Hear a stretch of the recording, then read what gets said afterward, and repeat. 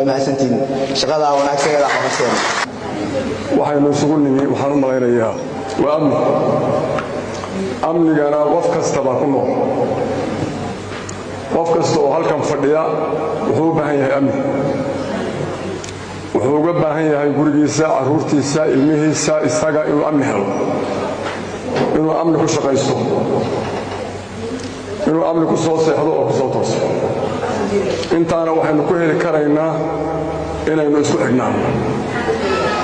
in laamaha amniga iyo shacabku isku xidhnaadaan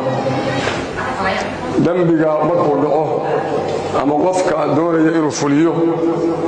ciidamada uma fududa marka hore inay helaan waxaa heli oo suuriya walba taagan qof shacab haddii marka shacabku ay indhaheedu furan yihiin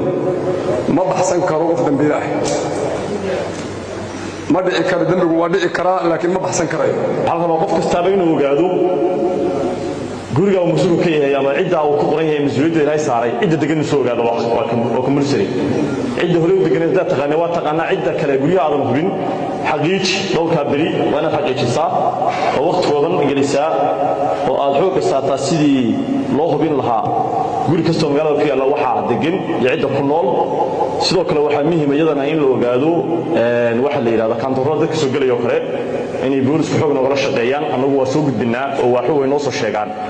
wixii caaqwada ay arkaan in iyaguna si xoogan ay boolisku xoog saaraan iyagana aad loo kantaroolo anigu waxaan diga codsananaa in marka koowaad iyo mar labaad iyo mar saddexaadba waxa weeye amniga lagu dadaalo qof kasta oo cusub guriga uu yimaado loo sheego waxa weeye laamaha amniga qof kasta waxa weeyaan aad uga shakidaan inuu amni darro wada ama khalkhal nabadgelyo darro aad la socodsiisaan laamaha amniga waxa weeyaan sikin iyo waqti kastaba aad maaragtaa ula xidhiidhaan way idii furan yihiin waxa weeye lambaradoodu wixii cabashaa waxa weeyaan wad soo gudbinasaan idiga daali mayno waxa weeyaan ka gobol ahaan baan xitaa ku dabagalnaa haddii alla ka dhigo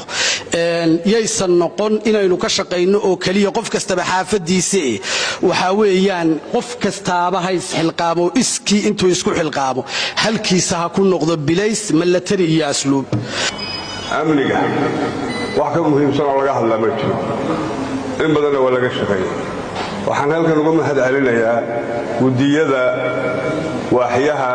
ee hawsha muddada dheer sida xilkasnimada leh ee forontariga uga soo shaqeeyay oo aan aaminsanahay in ay hawl badan iyo juhdi badan geliyeen gudiyadaasi aad iyo aad u mahadsan